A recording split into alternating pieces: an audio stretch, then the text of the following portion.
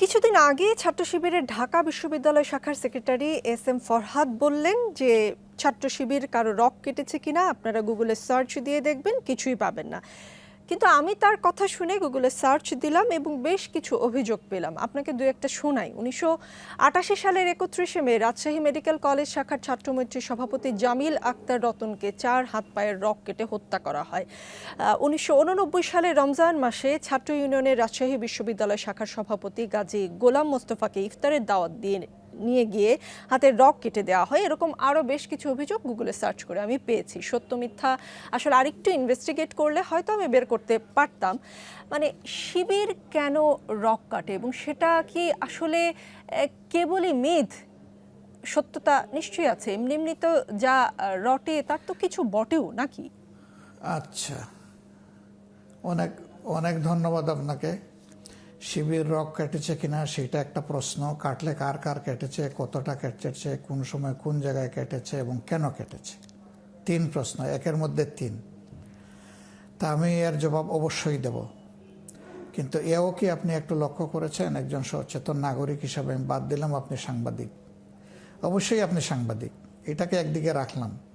একজন দায়িত্বশীল নাগরিক হিসাবে আপনার কাছে আমার জানার বিষয় যে শিবিরের ছেলেদের একটা ইটের উপরে মাথা রেখে আর একটা ইট দিয়ে এই রাজশাহী বিশ্ববিদ্যালয়ে একজন করে 4 জনকে খুন করা হয়েছে, এটা কি আপনি জানেন? সেটা যারা করেছে তাদেরকে আপনি প্রশ্ন একটু করব। খবর নেবেন। জি, প্রশ্ন করব তাদেরকে। 2 নম্বর, হ্যাঁ ঠিক, আপনি আপনি আপনি খবর নেবেন।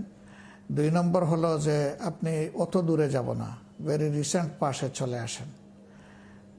এই যে বিশ্বজিৎ নামে একটা ছেলে, ও একজন দর্জি, একটা আন্দোলনের সময় দৌড়াইয়া আত্মরক্ষা করতে গিয়ে সে হয়তো মনে করেছে রাস্তায় থাকলে আমার কোনো বিপদ হবে, একটা ভবনে সে আশ্রয় নিয়েছিল। সেখানে তাকে শিবির বলে কুপিয়ে জায়গায় শেষ করে দেওয়া হলো। সে চিৎকার দিয়ে বলছিল আমি হিন্দু, এইটাও কিন্তু তারা কনসিডারেশনে নেয় নাই। তুই শিবির, এটা বলেই তাকে এইভাবে কুপিয়ে স্পষ্ট দিবালুকে হত্যা করা হয়েছে এবং তাদের কিছু শাস্তি হয়েছে। আমি জানি না আলটিমেটলি সেই শাস্তি বাস্তবায়ন কতটুকু হবে। 3 নম্বর, আবরার ফাহাদ, এই যে বুয়েটে, এই ছেলেটা নামাজ পড়ে মানুষকে নামাজের জন্য আহ্বান জানায়। এই দোষে তাকে সন্দেহ করা হয়েছে সে শিবিরও যদি হয় তাহলে কি এইভাবে কাউকে মারার কোনো বিধান আছে? আমাদের আইন, আমাদের সংবিধান কাউকে কি এখতিয়ার দিয়েছে? তো তার দোষ কি? সে শিবির। শুধু এই জন্য তাকে পিটে মেরে ফেলা হলো একটা ছেলেকে। বুয়েটে চান্স পায় কারা? বাংলাদেশে মেধার জগতে সর্বোচ্চ আসনে যাদের অবস্থান, তারা একটা বড় ধরনের প্রতিদ্বন্দ্বিতার মধ্য দিয়ে নিজেদের জায়গাটা করে নেয়। সেই ছেলেটাকেই হত্যা করে ফেলা হলো। এরকম শত শত ছেলেকে বিভিন্ন ক্যাম্পাসের বাইরে হত্যা করা হয়েছে।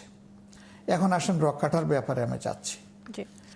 রক কাটার ব্যাপারে সুনির্দিষ্ট কোনো অভিযোগে যদি মামলা হয়ে থাকে এবং বাংলাদেশের আদালতে যদি এটা প্রমাণিত হয়, তাহলে যে যার শাস্তি পাওয়ার পাবে। আমি তার পক্ষে দাঁড়াবো কেন? প্রশ্নই উঠে না। সে শিবির হোক আর যেই হোক, এই ধরনের অপকর্ম যেই করবে শাস্তি সে পাক, এটা আমি দাবি করি। কিন্তু শিবির রক্ষাটা এটা বলে যে প্রপাগান্ডা চালানো হয় আমাদের বিরুদ্ধে, তার বাস্তবতা চ্যালেঞ্জ করে আমরা বহুবার বলেছি কতগুলা রোগের রগ কোথায় কাটা হয়েছে আমাদেরকে কেউ দিয়ে একটু সাহায্য করেন।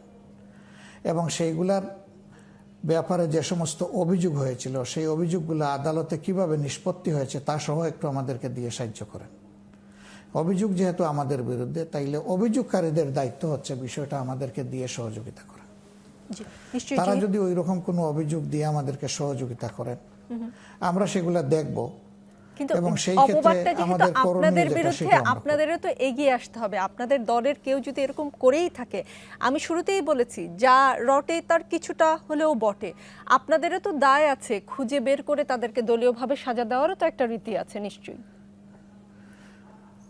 হ্যাঁ, অবশ্যই আছে, থাকবে না কেন? যদি কেউ এরকম অপরাধ করে তাকে তো অবশ্যই একটা শৃঙ্খলার আওতায় আনতে হবে, ব্যবস্থার আওতায় আনতে হবে, পদক্ষেপ নিতে হবে। আমরা নেই, যখন যাটা প্রয়োজন মনে করি নেই। আমি রক্ষাটা হিসেবে বলছি না। কেউ দলীয় শৃঙ্খলা ভঙ্গ করলে এবং কারো উপরে আঘাত করলে অন্যায়ভাবে, সেটা অবশ্যই আমরা নেই, নিব না কেন? সেটা সব সংগঠন নেই, আমরাও নেই। জি, ডাক্তার শফিকুর রহমান। কিন্তু আমাদের বিরুদ্ধে যে অভিযোগটা সেইটার বাস্তবতা কতটুকু, আর অন্যদের বিরুদ্ধে হাজারো অপরাধ করার পরে অভিযোগ নেই কেন? না প্লিজ একটু আমাকে আপনাকে বলতে হবে। না, অভিযোগ নেই এই কথাটা কে বললো? আপনি যেহেতু জামায়াতের আমির, জামাত সংক্রান্ত সকল না কিন্তু সেইটা তো আপনাদের মুখে আমরা শুনি না, আপনার কাছেই আমরা চাইবো। মিডিয়া জগৎ থেকে সেই প্রশ্ন করতে শুনি না কখনো। না, এটা অন্তত আমরা আপনি যদি অনুরোধ করব যে সত্যকে সত্য হিসাবে যার বিরুদ্ধে হোক তুলে আনেন। জি, যমুনা টেলিভিশনের শুরুতেই আপনি প্রশংসা করেছেন। যমুনা টেলিভিশন এই কারণেই প্রশংসিত, যমুনা টেলিভিশন সাদাকে সাদা এবং কালোকে কালো বলে এসেছে এবং ভবিষ্যতেও আমি বলবে। যমুনা টেলিভিশনকে বলিনি তো। জি, আপনি বাকি সব গণমাধ্যমের কথা আমি বলেছেন। কিন্তু যমুনা টেলিভিশনকে জি, বলছি বাকি না, সব আমি মিডিয়া গণমাধ্যমের জগৎকে কথা বলছি, জি। আমি গণমাধ্যমকে বলছি। জি, আপনি তাদের প্রতীক হিসাবে আপনাকে বলেছি, জি। আমি আপনাকে বা আপনার মিডিয়াকে আলাদাভাবে এই কথাটা বলছি না। জি, বুঝতে আমরা পেরেছি। আপনাদের কাছে সাদা এবং কালো স্পষ্টভাবে সমাজের সামনে আসুক সেটা চাই। আমি যদি কালো হয় আমাকেও আনবেন, আমাকেও ছাড় দেবেন না। না, সেটা অন্তত এই রাজনীতির প্ল্যাটফর্ম থেকে এবং আমি রোকসানা আঞ্জুমান নিকোল ছাড় দিব না, সেই বিষয়ে আপনাকে আশ্বস্ত করতে পারি।